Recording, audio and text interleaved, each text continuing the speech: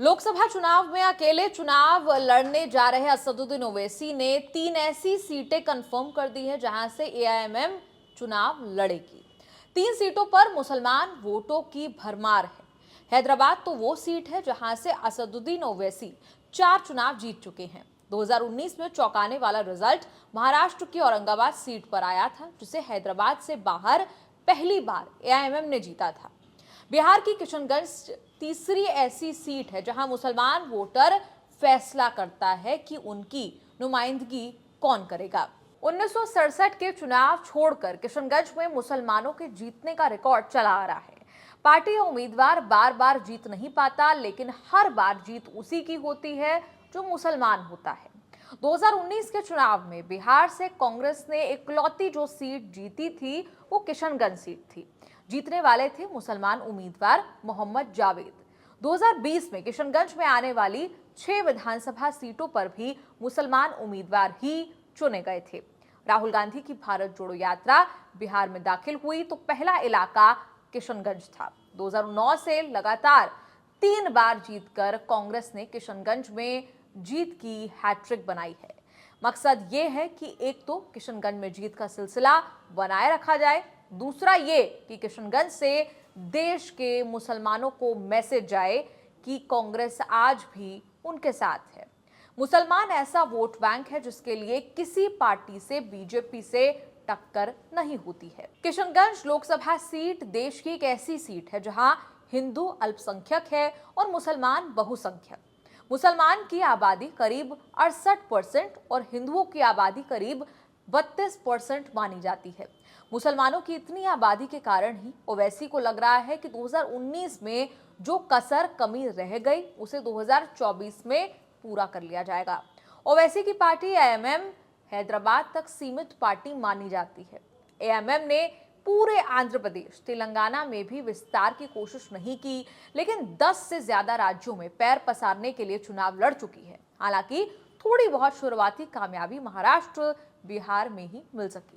इसी चुनावी स्ट्रैटेजी के कारण ओवैसी को कांग्रेस जैसी पार्टियों से सुनना पड़ता है कि वो बीजेपी की बी टीम है। 2019 के चुनाव एआईएमएम ने बीजेपी, कांग्रेस, जेडीयू, आरजेडी के रहते किशनगंज में तीसरी पोजीशन हासिल करके सनसनी मचाई हुई थी।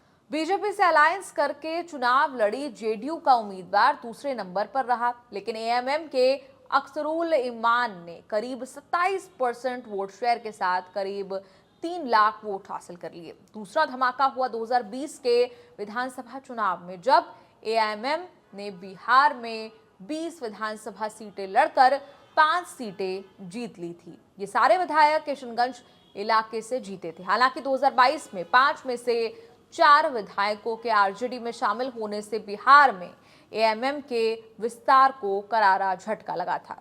2019 और 2020 के ट्रेंड को देखकर लड़ने के लिए ओवैसी ने किशनगंज को टॉप 3 में शामिल किया है।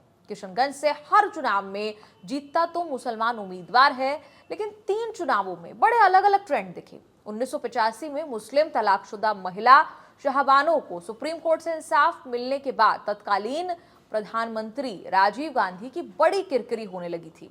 शहबानों के जजमेंट को मुसलमानों के पर्सनल लॉ में दखल माना गया था। कांग्रेस से नाराज रहते थे मुसलमान। 1989 के चुनाव तक इसका असर था। तब राजीव गांधी ने मास्टर स्ट्रोक चला। देश के जाने माने पत्रकार एमजे अकबर को पत्रकारिता से राजनीति में लाकर किशनगंज से चुनाव लड़वा दिया। अकबर जीतकर संसद पहुंचे थे। 1991 में अकबर को लड़ाने का दोबारा प्रयोग गलत साबित हुआ। शहबानो केस में मुसलमानों के विरोध का फेस सैयद शहाबुद्दीन जनता दल के टिकट पर एमजे अकबर को हराकर संसद पहुंच गए।